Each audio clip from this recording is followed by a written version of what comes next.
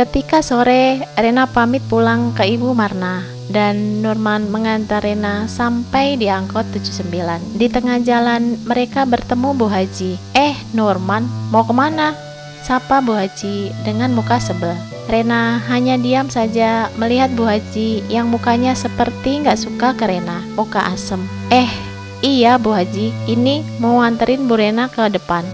Sebagai bentuk bakti kepada orang tua, untuk tidak akan pernah mengecewakannya lagi, sikap Norman pun akhirnya melunak. Setelah 2 tahun sejak pertama kali Rena berkunjung ke rumah Norman, Norman akhirnya mau menerima cinta Rena, tapi belum mau untuk langsung diajak nikah.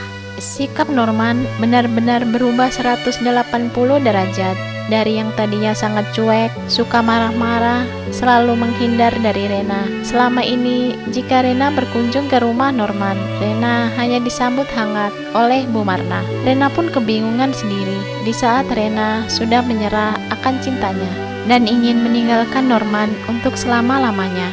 Sikap Norman malah berubah kepadanya. Hari-hari berlalu, Rena kini semakin optimis. Kunjungan pun semakin sering. Yang biasanya sebulan sekali, kadang 2 minggu sekali, sekarang menjadi seminggu sekali. Bahkan jika tidak ada jam mengajar, bisa seminggu 2 kali.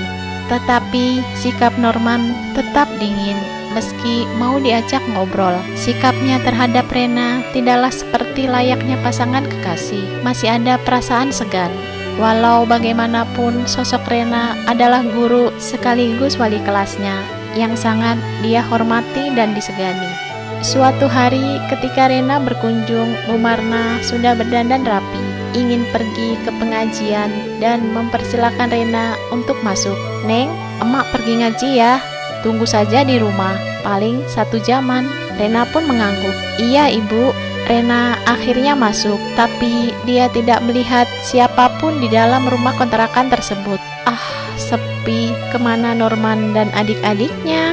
Nggak ada orang di dalam rumah. Rena berjalan ke ruang belakang. Ruangan tersebut menjadi luas karena terhubung dengan rumah kontrakan yang di sebelah kiri. Rena terus melangkah. Rena baru tahu ternyata kontrakan tersebut milik Bu Marna. Norman berada di rumah kontrakan tersebut, berbaring di sofa, sedang asik membaca buku. Rena pun menghampirinya dan duduk di sebelah Norman.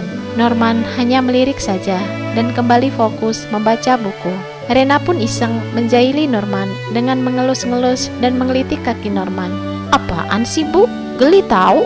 Biarin aja, habisnya aku dicuekin.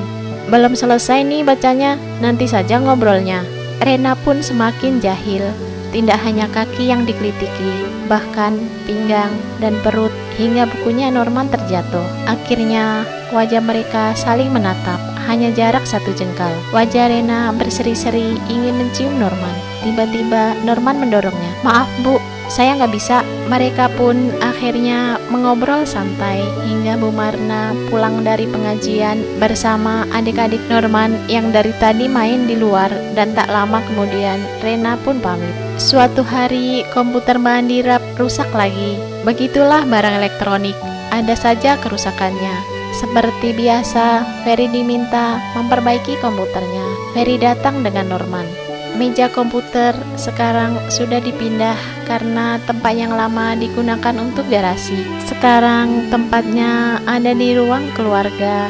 Selain komputer, di ruang itu juga ada TV. TV-nya pun sekarang sudah berubah menjadi LED 54 in.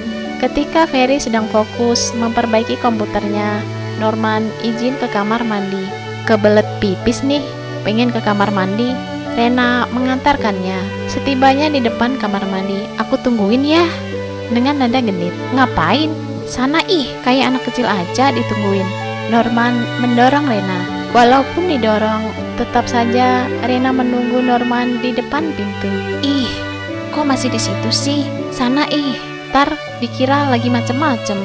Rena tersenyum. Iya. Mereka pun akhirnya jalan bareng ke ruang keluarga. "Kok lama sih ke kamar mandinya?" tanya Ferry penasaran. Mau lama mau enggak suka-suka gue dong," balas Norman dengan sinisnya. "Kok Bu Rena ngikutin sih, jangan-jangan. Ferry semakin penasaran. Gak ada apa-apa kok, ya kan Nur? Rena meyakinkan Ferry. Suujon loh Fer. Mereka berdua masih merahasiakan ke Ferry bahwa mereka dekat.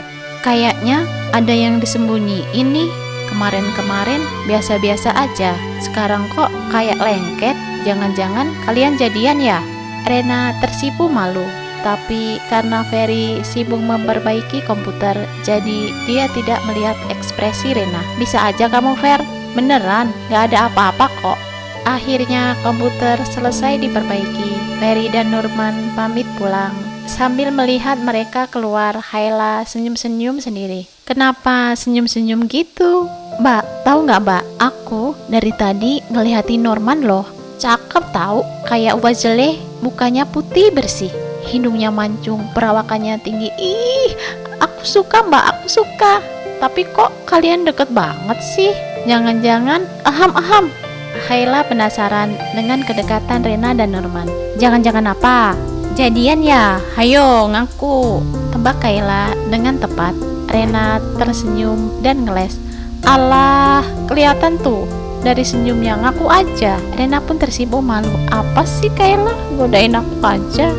Suatu saat ketika di rumah Norman lagi asik main PS dan Rina ngeliatin. Tiba-tiba Ferry datang ke rumah Norman. Gawat Nur, gimana ini? Ferry mengeluarkan CD-ROM dan kaset CD yang telah hancur berkeping-keping. Loh, kok ada Bu Rena? Ibu kok ada di sini? Ngapain? Rena tersipu malu. Iya, lagi main aja. Akhirnya ketahuan juga sama Ferry. Benar dugaanku, berarti kalian pacaran ya? Norman dan Rena hanya tersenyum, tidak menjawab pertanyaan Ferry. Mereka berdua hanya diam saja.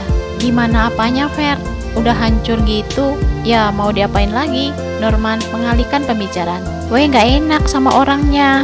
Dia niatnya mau servis, malah weh hancurin kayak gini. Weh gak ada duit nih buat gantiin. Lo bisa kan tolongin weh? Norman menyanggupinya. Ya udah deh, nanti gue yang ganti. Hari demi hari, kedekatan Norman dan Rena makin akrab. Norman yang tadinya selalu menghindar dari Rena, sekarang mau diajak ngobrol dan juga mau diajak jalan-jalan. Kadang jika Rena gajian, Norman diajak ke mall, Giant atau makan nasi goreng. Norman pun sudah tidak sungkan lagi dengan Rena, sudah menganggapnya teman, walaupun belum mau mengakui pacaran. Di lain hari, Hasim berkunjung ke rumah Norman.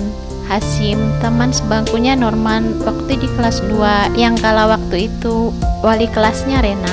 Kebetulan Rena pun sedang main. Assalamualaikum. Dari dalam rumah Norman keluar. Waalaikumsalam. Lo Hasim, lama kita nggak ketemu ya? Tumben main. Iya nih, gue kangen berat sama lo. Lo sahabat gue yang paling deket. Gimana kabar lo? Baik-baik aja kan? Mereka bersalaman.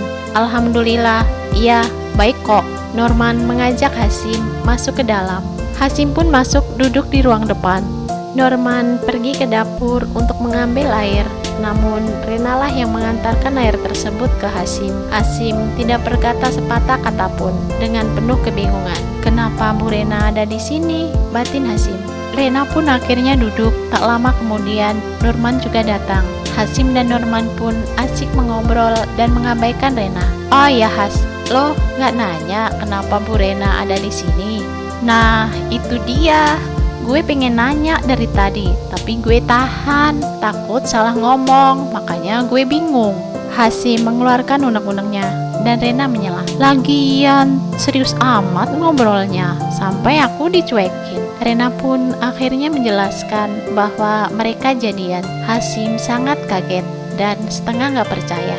1 jam berlalu, Hasim akhirnya pamit salaman ke Norman dan salim ke Rena untuk menghormatinya. Novel Islami, novel religi, Kala Cinta Itu Hadir, bersambung ke bab selanjutnya.